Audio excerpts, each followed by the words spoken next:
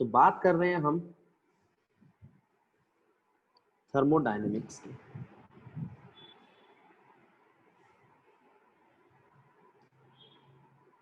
Thermodynamics में हम पहले थर्म का मतलब समझ लेते हैं, हीट, और डायनेमिक्स को हम मोशन कह दें तो आप इसको कह सकते हो हीट इन मोशन। अच्छा, डायनेमिक का मतलब चेंज भी है। स्टैटिक का मतलब होता है जो चेंज ना करे अपनी पोजीशन या कुछ और, लेकिन हम यहाँ पर हीट का मोशन करवाएंगे। तो क्या मैं यहाँ पर एक वर्ड यूज कर सकता हूँ, कंडक्टेंस ऑफ हीट, जिसके लिए मुझे चाहिए होगा कंडक्टर। कंडक्टर का मतलब होता है which allow heat to flow through it, जो अपने अंदर से हीट को पास होने दे या फ्लो होने दे, उसे हम कंडक्टर कहते हैं। कंडक्टर सिर्फ हीट का नहीं होता, और भी एनर्जीज का हो सकता है। जैसे आपने कंडक्टर पढ़ रखा है इलेक्ट्रिसिटी का, 10th क्लास में हमने 3 कैटेगरी पढ़ी थी, कंडक्टर, इंसुलेटर और सेमीकंडक्टर। तो उसी तरीके से हीट का भी कंडक्टर होता है, ठीक है। और जब हम बात करते हैं कंडक्टेंस की, तो यहां पर हमारे पास एक चीज आती है, उसको मैं नाम दे रहा हूं आपको यूनिवर्स।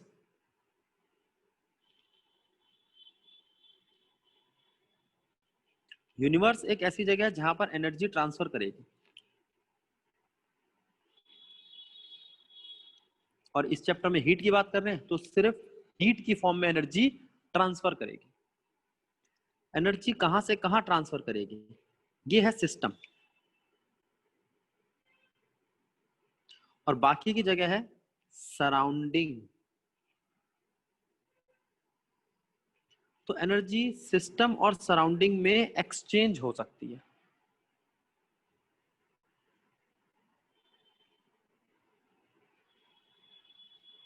तो सिस्टम है क्या basically, it is a part of universe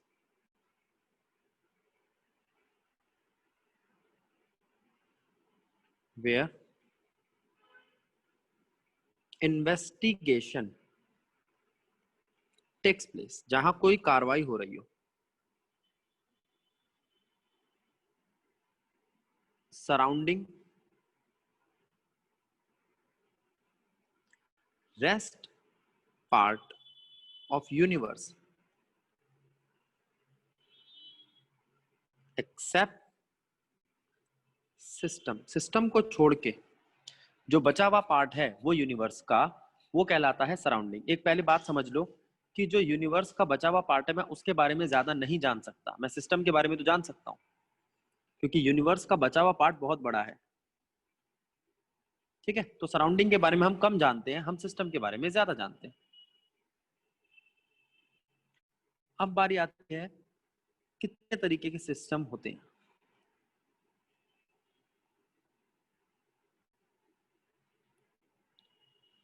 types of system.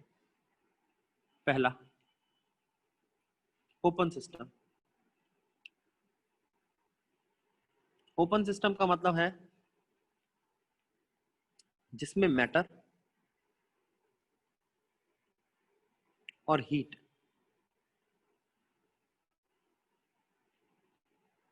Can be exchange between system and surrounding. अब मान लो मैंने केस लिया, ये कंटेनर है जिस पे लिड नहीं है, ढक्कन नहीं है, और इसके अंदर कोई हॉट मटेरियल है, यानी कि रूम टेम्परेचर से ज्यादा, तो वो अपनी हीट बाहर से एक्सचेंज करेगा और मैटर भी एक्सचेंज करेगा।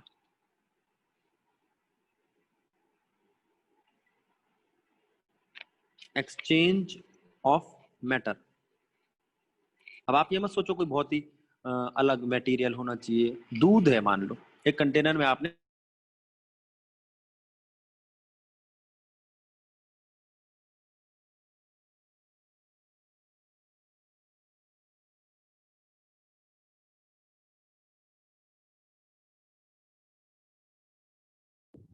आपकी बात नहीं आ रही।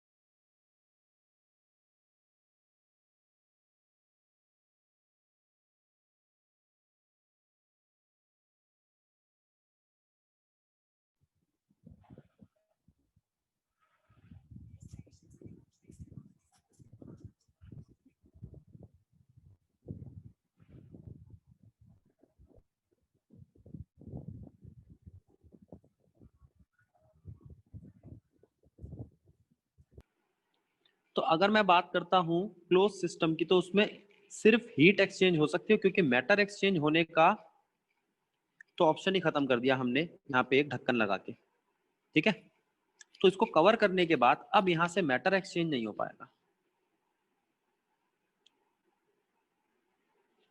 लेकिन इसकी वॉल्स जो हैं, अगर वो हीट कंडक्ट कर दे तो इसका मतलब ये कंडक्टिंग वॉल है। कंडक्टिंग वॉल, कंडक्टिंग वॉल का मतलब, इसका मतलब कोई ऐसी वॉल्स भी होती होंगी जो इंसुलेटिंग वॉल होगी। हाँ, अगर इंसुलेटिंग वॉल हुई तो हीट कंडक्ट नहीं करेगी। अब मैं बात कर रहा हूं आपसे आइसोलेटेड सिस्टम की। तो इसमें क्या होगा? Neither exchange of heat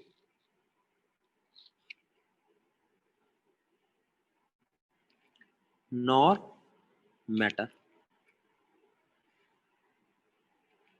system देखो,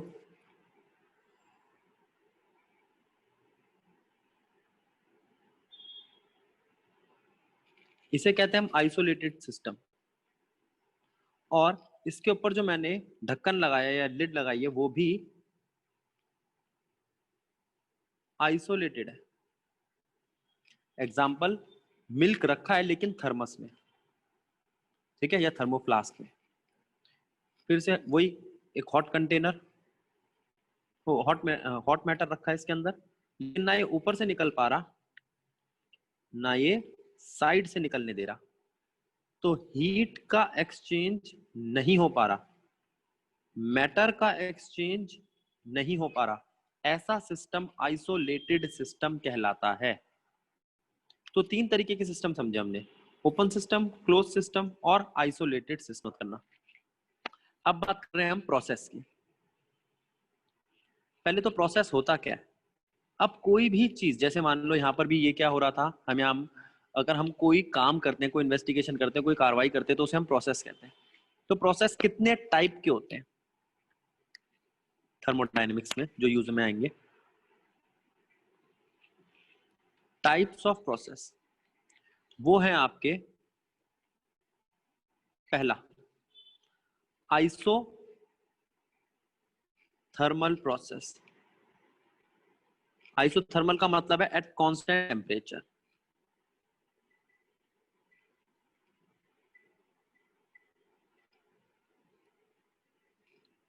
दूसरा isochoric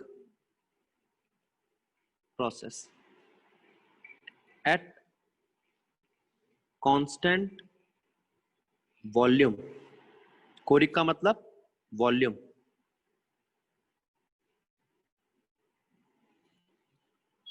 isobaric process at constant pressure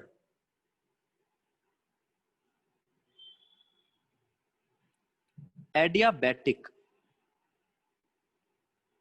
process at constant heat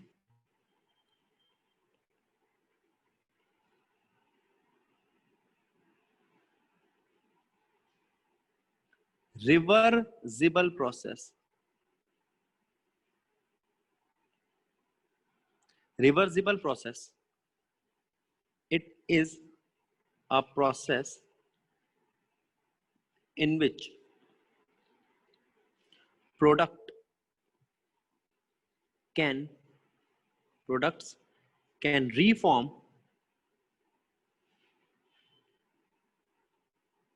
reactants without changing condition of temperature and pressure. Temperature pressure की कंडीशन चेंज करे बिना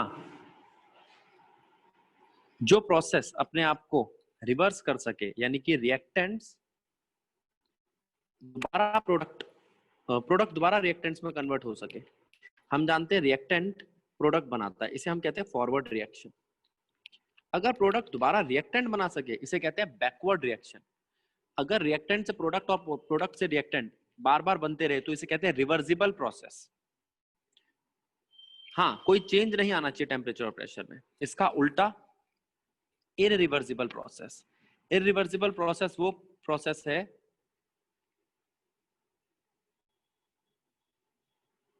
जिसमें आप रिएक्टेंट को दोबारा नहीं बना सकते प्रोडक्ट से बिना टेम्परेचर और प्रेशर की कंडीशन चेंज करे। आपको कुछ चेंज करना पड़ेगा तब वो वापस आएगा।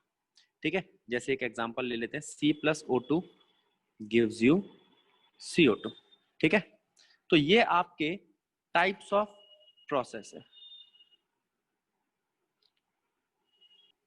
बात आती है क्या टेम्परेचर और हीट सेम चीज है? टेम्परेचर और हीट क्या है? पहले तो हम समझते हैं हीट क्या है। हीट एक तरीके की एनर्जी है। हीट क्या है? Kind of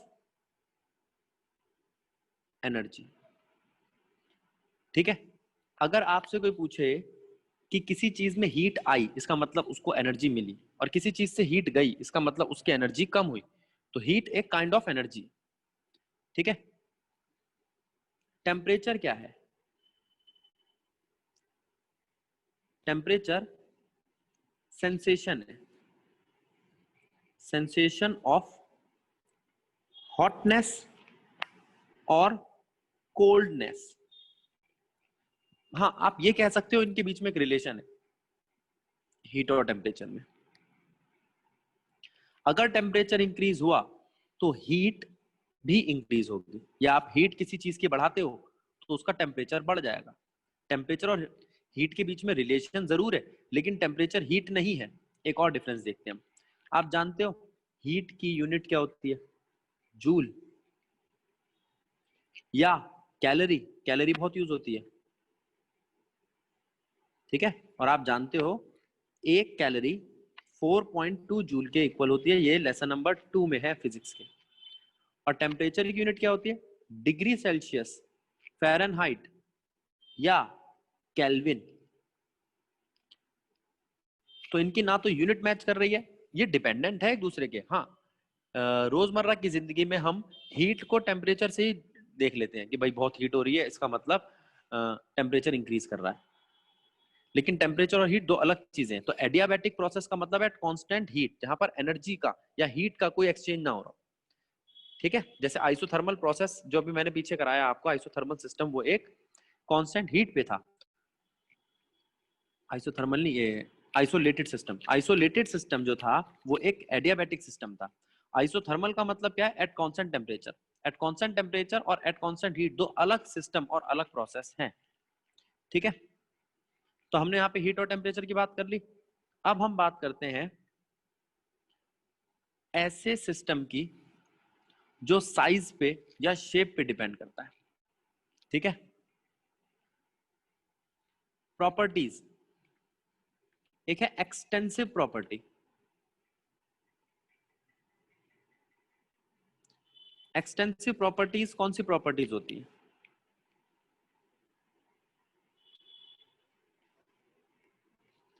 which depends on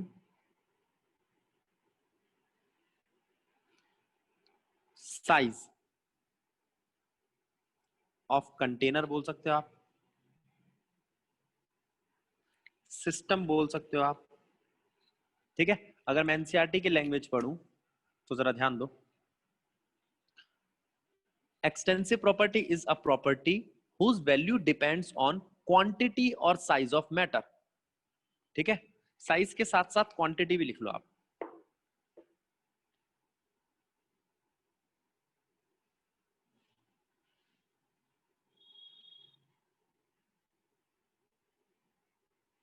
उसे हम एक्सटेंसिव प्रॉपर्टी कहते हैं। ठीक है, जो साइज पे डिपेंड करे।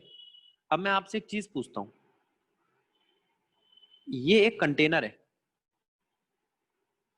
क्या इसका वॉल्यूम साइज पे डिपेंड करता है? वो तो करेगा ही। अगर मैं यहाँ पर एक पार्टीशन डाल देता हूं तो इसका वॉल्यूम हाफ नहीं हो जाएगा? मैं आप ये कह सकते हो भैया ओरिजिनली इसका वॉल्यूम v था, अब v/2 है, लेकिन क्या ये पॉसिबल है कि इसका टेम्परेचर भी हाफ हो गया होगा? नहीं। ऐसा हो सकता है कि अब भाई एक कमरा है, उसमें बहुत गर्मी लग रही है, तो आपने कहा इस कमरे के बीच में एक दीवार कर देते, दोनों कमरे ठंडे हो जाएंगे। ये क्या बकवास हुई? टेम्परेचर पे कोई इंपैक्ट नहीं पड़ेगा, टेम्परेचर अब भी टी रहेगा और पहले भी टी था। तो ये इंटेंसिव प्रॉपर्टी है। Intensive property are those properties which does not depends on quantity or size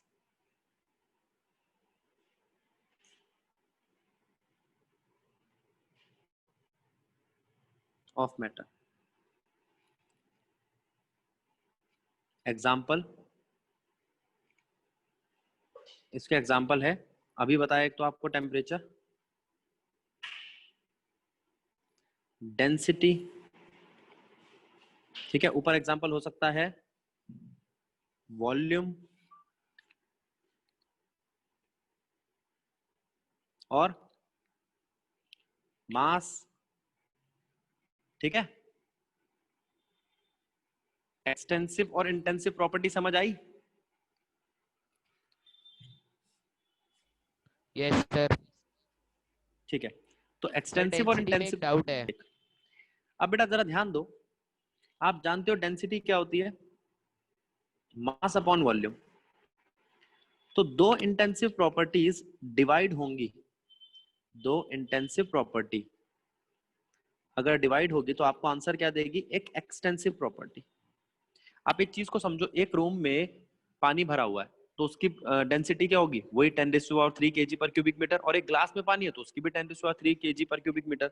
तो आप ये जानते हैं कि डेंसिटी जो है वो साइज पे डिपेंड नहीं करती, मास साइज पे डिपेंड करता है, वॉल्यूम पे साइज पे डिपेंड करता है। वो दोनों एक्सटेंसिव प्रॉपर्टी है और डेंसिटी एक इंटेंसिव प्रॉपर्टी है। देखो भाई, हम बात कर रहे हैं वर्क डन की।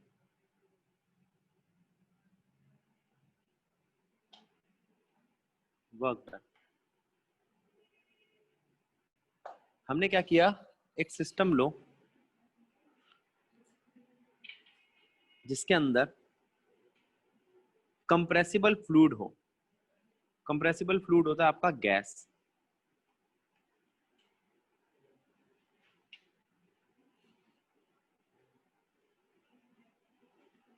जिसका वॉल्यूम चेंज हो सकता है। ठीक है, और उसके वॉल्यूम को इंक्रीज कर दो डेल्टा वी से।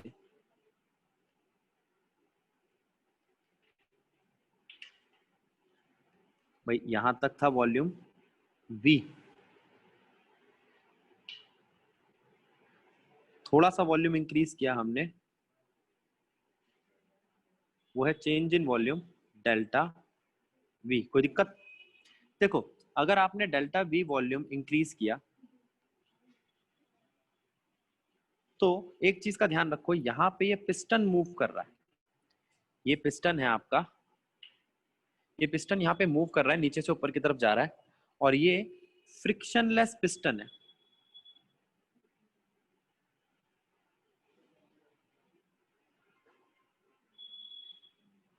फ्रिक्शनलेस पिस्टन,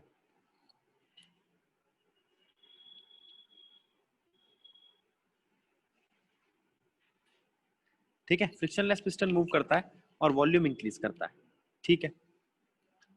अब मैं जानता हूं मुझे वर्क डन निकालना है। वर्क डन क्या होता है? Force into displacement.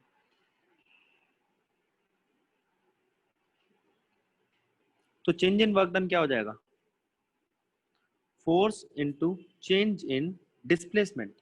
यहां जो डिस्प्लेसमेंट का चेंज दिखाई दे रहा है आपको, वो ds या dh की फॉर्म में आप कह सकते हो, ठीक है। जैसा कि हम जानते हैं कि प्रेशर होता है फोर्स अपॉन में एरिया, तो फोर्स हो जाएगा प्रेशर इनटू एरिया। पुट करो तो आपका वर्क डन क्या हो जाएगा? Pressure into area into ds, ठीक, क्लियर। तो एरिया इनटू ds, एरिया क्या है? एरिया ऑफ क्रॉस सेक्शन, और एरिया ऑफ क्रॉस सेक्शन को अगर मैं ds से मल्टीप्लाई करूंगा तो चेंज इन वॉल्यूम आएगा। तो वर्क डन क्या आया? Pressure into change in volume. अब एक चीज तो हम यहाँ पे ये समझेंगे कि अगर प्रेशर अंदर से लग रहा हो, इंटरनल प्रेशर, तो चेंज इन वॉल्यूम ये होगा, और अगर बाहर से प्रेशर एक्सपीरियंस करूं तो वो नेगेटिव हो जाएगा। तो आप वर्क डन को दो फॉर्म में समझ सकते हो, एक प्रेशर अंदर से लग रहा है और एक प्रेशर बाहर से लग रहा है, ठीक है। अभी जो हमने वर्क डन समझा है ये इरिवर्सिबल प्रोसेस के लिए। रिवर्सिबल प्रोसेस के लिए हम करेंगे, जब लास्ट क्लास में हमने बात की थी बेटा वर्क डन की, ठीक है, तो हमने वर्क डन को प्रेशर के टर्म में निकाला था। देखो, हमने कहा था मान लो ये कंटेनर है जिसके अंदर गैस भरी है, ये पर्पल वाला बेटा, हमने आपको बताया था बेटा कि एक कंटेनर है जिसके अंदर गैस भरी है, ठीक है, जो दिखाई भी दे रहा है आपको। अब इसके ऊपर एक पिस्टन लगा हुआ है, फ्रिक्शनलेस पिस्टन। फ्रिक्शनलेस पिस्टन मतलब यहाँ कोई फ्रिक्शन नहीं है, और ये टाइटली फिटेड पिस्टन ऊपर जाएगा जब मैं इसको हीट दूंगा नीचे से, ठीक है, हीट दूंगा तो वो कहता है कि भैया यहाँ पर डिस्प्लेसमेंट आएगा हाइट की फॉर्म में। आप इसको डी एस कह लो, या डी या तो चेंज इन पोजीशन कह लो डी एस, या चेंज इन हाइट कह लो। ये चेंज इन वॉल्यूम के फॉर्म में भी आपका कंसीडर किया जाएगा डेल्टा वी, ठीक है। अब वो कहता है यहाँ जो चेंज इन वॉल्यूम है जो हाइट की फॉर्म में आया है, उस चेंज इन वॉल्यूम की वजह से यहाँ पर वर्क डन आएगा। अच्छा, वर्क डन क्या होता है? Force into displacement. डिस्प्लेसमेंट कहाँ है? ये ds, ठीक है। तो चेंज इन वर्क डन हो गया फोर्स इनटू डिस्प्लेसमेंट। लेकिन हम जानते हैं प्रेशर होता है फोर्स अपॉन एरिया, तो फोर्स हो जाएगा प्रेशर इनटू एरिया, ठीक है। तो वर्क डन हो जाएगा pressure into area into ds। Area into change in position, change in volume होती है। देखो, ये एरिया है, ये हाइट है, इसको अगर मैं मल्टीप्लाई करता हूं तो मुझे क्या मिलता है? Change in volume. क्या मिलता है? Change in volume. तो वर्क डन आया आपका pressure into change in volume. अच्छा, प्रेशर तो इंटरनली लग रहा था, लेकिन इंटरनली प्रेशर निकालना मुश्किल है।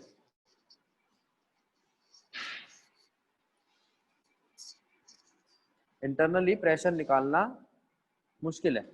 हाँ, हम ये जानते हैं एक्सटर्नल प्रेशर जो होगा वो इंटरनल प्रेशर के इक्वल होगा, बस डायरेक्शन उल्टी होगी। अगर इंटरनल प्रेशर हम पॉजिटिव ले रहे हैं तो एक्सटर्नल प्रेशर नेगेटिव होगा। ये देखो, ये दो एक्सप्रेशन बना दिए।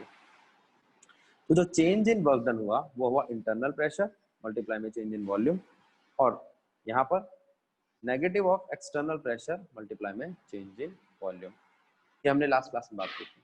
अब वो कहता है अगर आप रिवर्सिबल कंडीशन की बात करें तो गैस के लिए। तो हम लिखेंगे फिर से वही, भाई वर्क डन होता है force into displacement,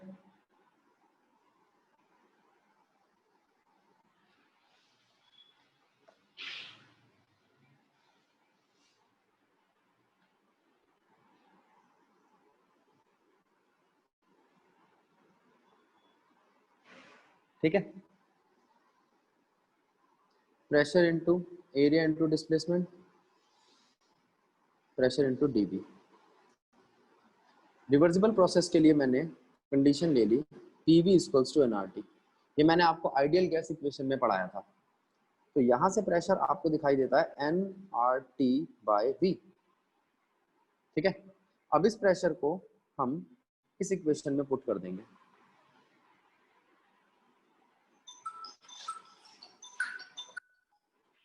put value of P in equation A. तो चेंज इन वर्क डन क्या बन जाएगा आपका, N R T by V D V, ठीक है। Integrate both side.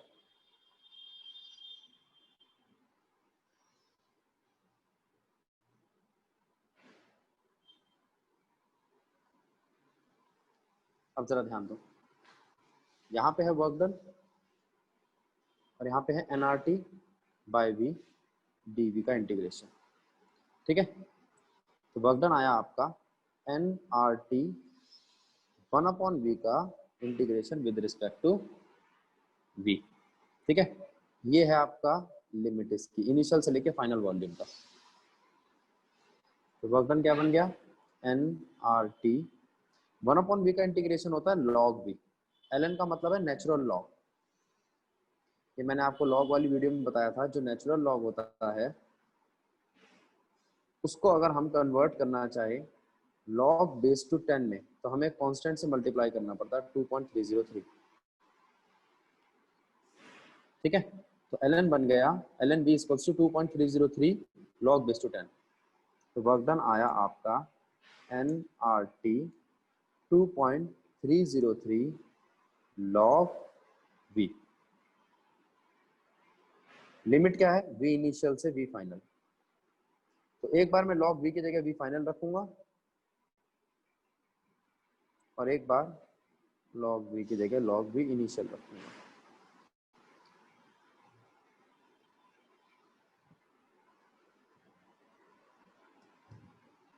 तो वर्क डन बन गया 2.303 nRT log, लॉग में दो चीजें या दो फिजिकल क्वांटिटी माइनस हो रही है तो उसका मतलब है वो डिवाइड हो रही है, ठीक है। तो ये वर्क डन है आपका रिवर्सिबल प्रोसेस के लिए।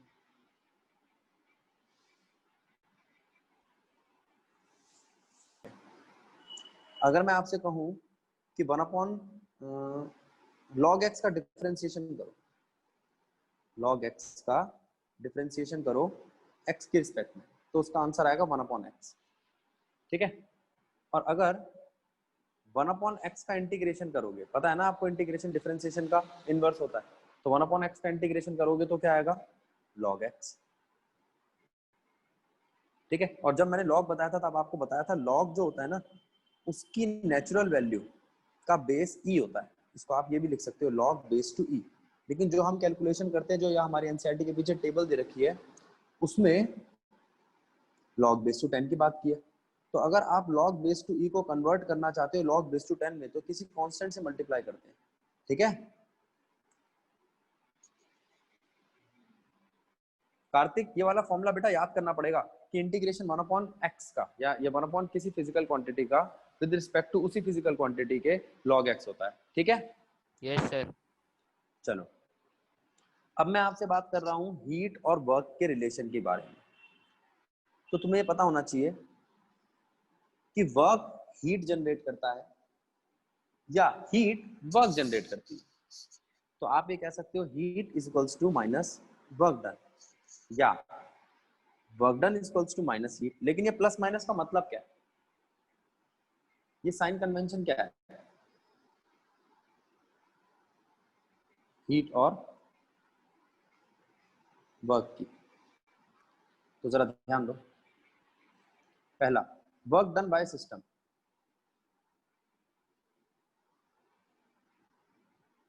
सिस्टम को काम करना पड़ रहा है तो उसका वर्क डन नेगेटिव होगा, याद रखना। सिस्टम को काम करना पड़ रहा है, सिस्टम पर आप कर रहे हो, वर्क डन ऑन सिस्टम।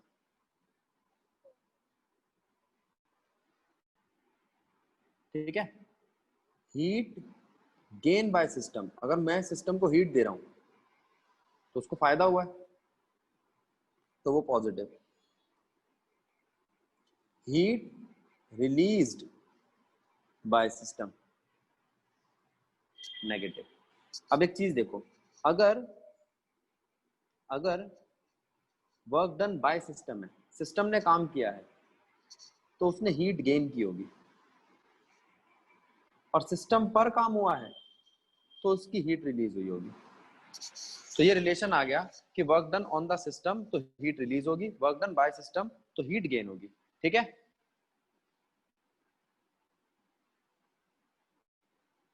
ठीक है बच्चों। हाँ अच्छा, सर यहां डाउट है से बोलो। सर, ये जरूरी थोड़ी है कि हम जितना वर्क करेंगे उतनी हीट निकलेगी। ये मैंने कहा लिखा, मैंने कहा वर्क डन कन्वर्ट होगा हीट में, सब कुछ सर कन्वर्ट हो लेकिन जाएगा ऊपर हीट में, ये इक्वल्स नहीं। टू का साइन लगा था। अच्छा, ये यस सर। हाँ, ये थर्मोडायनेमिक्स का फर्स्ट लॉ, इसको समझाने जा रहा हूँ। देखो, फर्स्ट लॉ ऑफ थर्मोडायनेमिक्स क्या कहता है? तो मैं बताऊं बोलो। कि हर चीज इक्विलिब्रियम में जाने की कोशिश करती है। ठीक है, एक बात तो ये हो गई, और एक ये है फर्स्ट लॉ ऑफ थर्मोडायनेमिक्स, तुमने ये भी सुना होगा, energy neither be create not be destroy but it can transfer from one form to another. Yes sir. हाँ जी सर। है ना? तो वहां पर जो हम बात करते थे ना, वहां हम बात करते थे इंटरनल एनर्जी की, यू की। इसको आज समझाऊंगा। ये वर्क डन प्लस क्यू होता है। ठीक है, अब क्यों जरा यहाँ ध्यान पे दो, हमारा हीट है? आगे यहाँ देख क्या है। हाँ, क्यों यहाँ पे हीट है। इंटरनल एनर्जी का मतलब क्या है? इंटरनल एनर्जी का मतलब क्या है बेटा?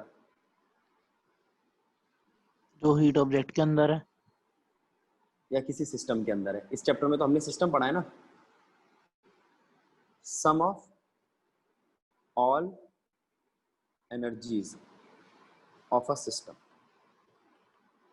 अब वो एनर्जी कौन सी हो सकती है? रोटेशनल,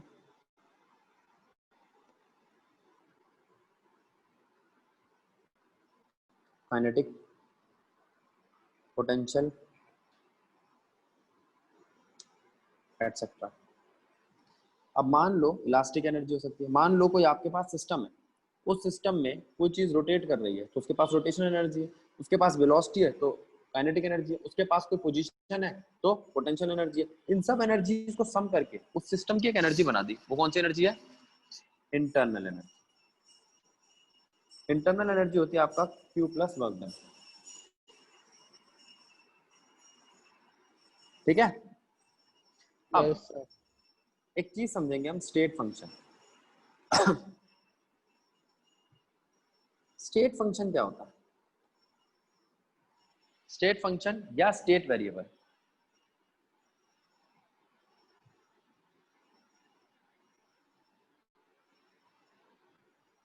ये वो फंक्शन होते हैं जिनकी वैल्यू उनके पाथ पे डिपेंड नहीं करती, उनकी इनिशियल और फाइनल पोजीशन पे डिपेंड करती है।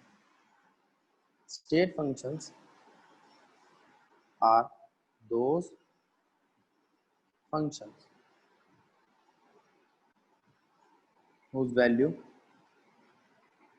depends on initial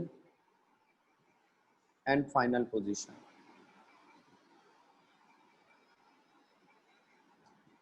not on path by which it is obtained.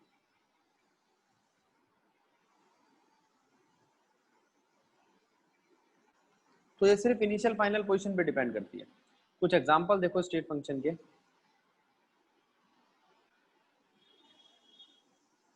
कुछ एग्जांपल देखो स्टेट फंक्शन के। इंटरनल एनर्जी,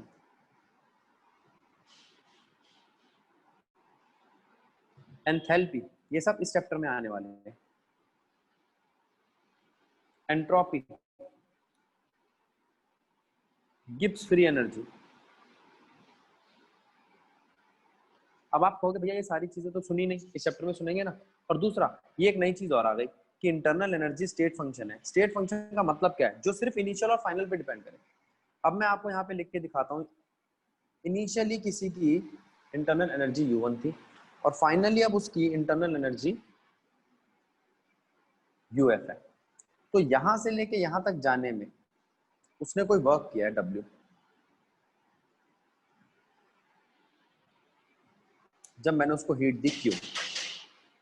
हाँ ध्यान दो बच्चों, अगर किसी के इंटरनल एनर्जी U1 है और उसको मैं हीट देता हूं, ठीक है, तो वहां पर वर्क होता है और वर्क होने से वो अपनी फाइनल एनर्जी तक पहुंच जाता है। तो यहां पर आप ये कह सकते हो कि चेंज इन एनर्जी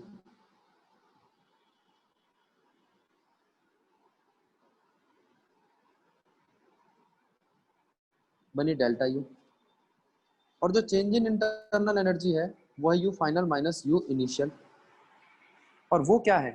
वो है Q minus change in work done,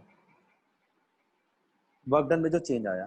ठीक है, अब यहाँ पर कार्तिक पूछ रहा है भैया यहाँ पे हुआ क्या है? कार्तिक, किसी की एनर्जी 100 थी, अगर मैं उसको हीट देता हूँ 20 तो 120 हो जाती है उसकी एनर्जी। Yes sir.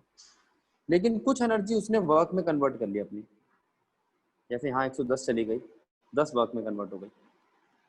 अब कुछ चेंज इन एनर्जी दिखाई दे रही है उसकी? Yes sir.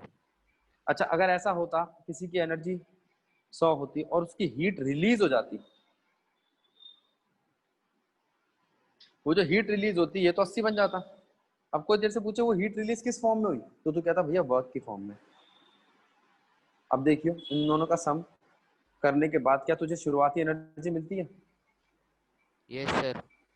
तो इसका मतलब यहाँ कह रहा है कि हीट और वर्क का रिलेशन वही है, जो वर्क है कन्वर्ट हो रहा है हीट में, लेकिन उनकी खुद की भी तो कोई एनर्जी होगी ना जिस सिस्टम पे काम हो रहा है।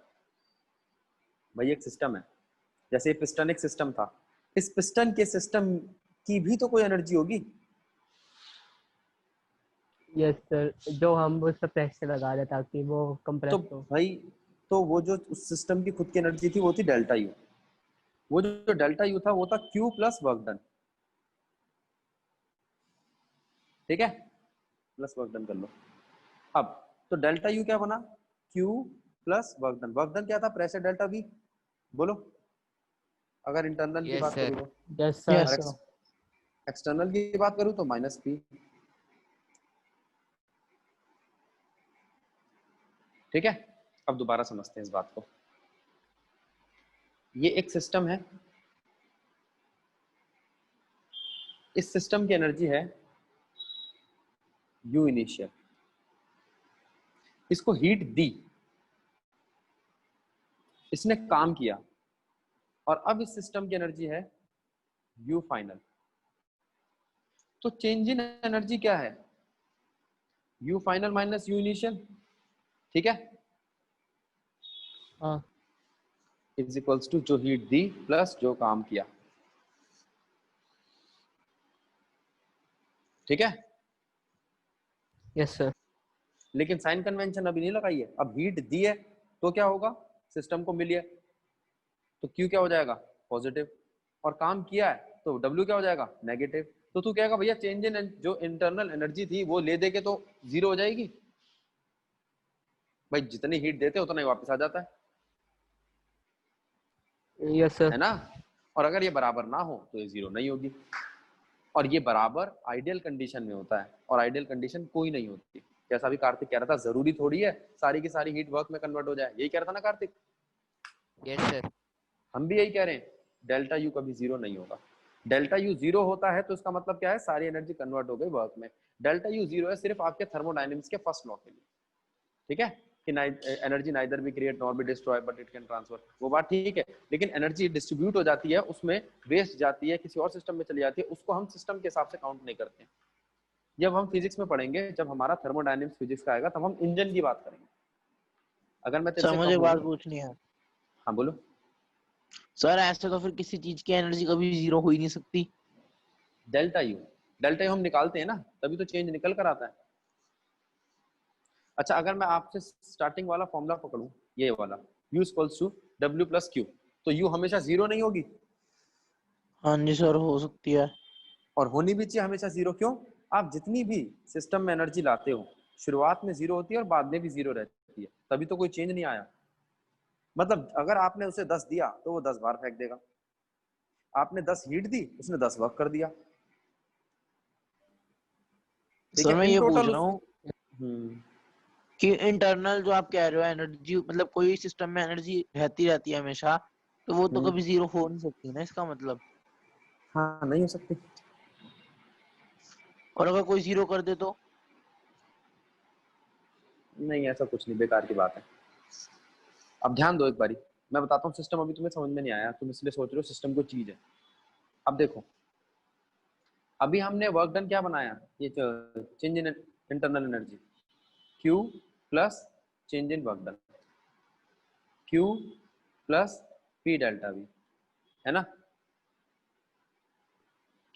Yes sir. तो कौन सा काम मैं यहाँ पर ले रहा हूँ? चेंज इन वॉल्यूम का। और अगर मैं वॉल्यूम चेंज ना करूँ तो?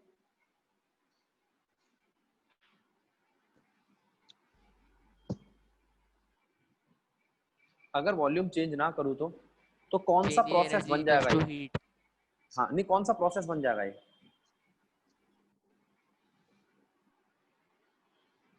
आइसोकोरिक प्रोसेस बन जाएगा। Yes sir. Yes sir. Isochoric process कौन सा प्रोसेस बताया था मैंने आपको? जिसमें हीट जिसमें कंजर्व रहती है। सर जिसमें जिसमें वॉल्यूम कांस्टेंट रहता है। जिसमें वॉल्यूम कांस्टेंट रहता है।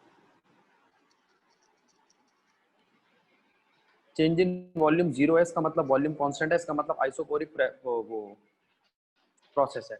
तो हीट क्या हो जाएगी? हीट बन जाएगी heat at constant volume. Heat क्या बन जाएगी? Heat at constant volume.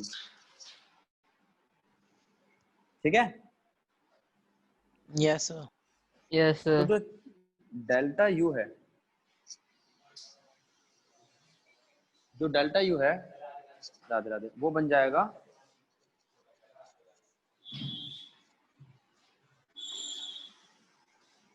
Q we. क्या बन जाएगा बेटा? Q V. हाँ, तो तुम कह सकते हो change in internal energy is heat, है ना? गेन और lose by the system at constant volume. बोलो।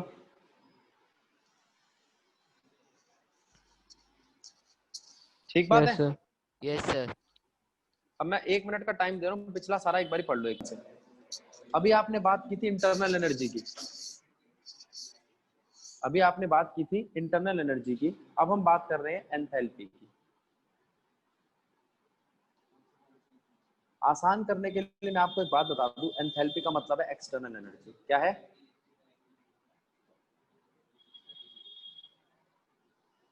कार्तिक, एक्सटर्नल एनर्जी का मतलब क्या हुआ? ये इंटरनल एनर्जी को काउंटर कर रही है। भाई हमने इंटरनल एनर्जी पढ़ ली, अब हम एक्सटर्नल पढ़ेंगे। हाँ बेटा, एक्सटर्नल एनर्जी, एंथैल्पी क्या है आपकी? External energy. हाँ। अब एक्सटर्नल एनर्जी होती क्या है बेटा आपकी? Internal energy plus work done. अच्छा, अब जो तेरी सिस्टम की इंटरनल एनर्जी थी, उस पे जो वर्क डन किया, तो अब अगर इन दोनों बातों के जोड़ दोगे तुम, तो आपकी एक्सटर्नल एनर्जी बन जाएगी, एनर्जी बन जाएगी। ठीक है? सर ये टोटल एनर्जी नहीं बनी?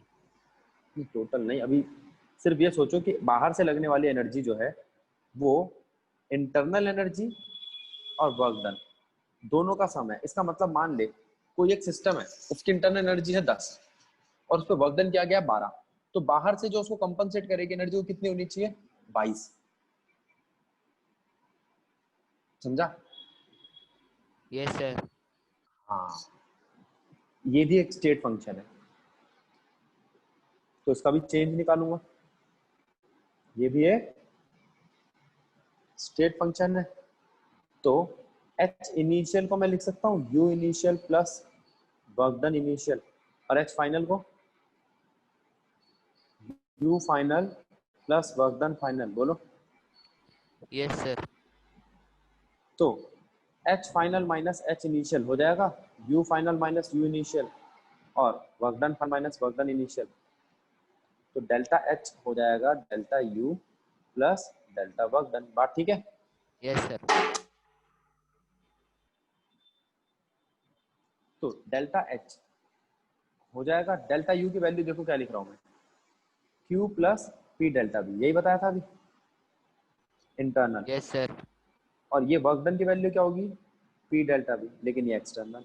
अब आप कहोगे क्यों, एंथैल्पी कौन सी है, एंथैल्पी मैंने बताया था ना एक्सटर्नल एनर्जी होती है, तो उससे वर्क डन कैसा होगा, एक्सटर्नल। तो वो पी एक्सटर्नल डेल्टा बी ले लिया। अच्छा, अगर ऐसा हो कि पी इंटरनल बराबर हो पी एक्सटर्नल के, बराबर तो हो सकता है लेकिन होगा तो ऑपोजिट। प्रेशर, इंटरनल प्रेशर और एक्सटर्नल प्रेशर बराबर है लेकिन उल्टे हैं, तो क्या आप ये कह सकते हो कि इस वक्त प्रेशर कांस्टेंट है, और प्रेशर कांस्टेंट का मतलब आइसोबैरिक। आइसोबैरिक, ठीक है। और आइसोबैरिक का मतलब जो हीट है वो कन्वर्ट हो जाएगी हीट एट कांस्टेंट प्रेशर पे। बात ठीक है? Yes sir. अब जरा ध्यान दो, तो यहां से मैंने ये बात निकाली, पीछे क्या फॉर्मूला बोला था, हाँ, delta H is equals to Q plus P internal delta V plus P external delta V. अगर मैं इसको कन्वर्ट करता हूँ एक्सटर्नल वाले फॉर्मूले में, तो माइनस का पी एक्सटर्नल आएगा, अभी जो पीछे लिखा था, अब कटता दिखाई दे रहा है ये, और यस क्यू सर। बन जाएगा क्यू क्यू पी बन जाएगा, तो डेल्टा एच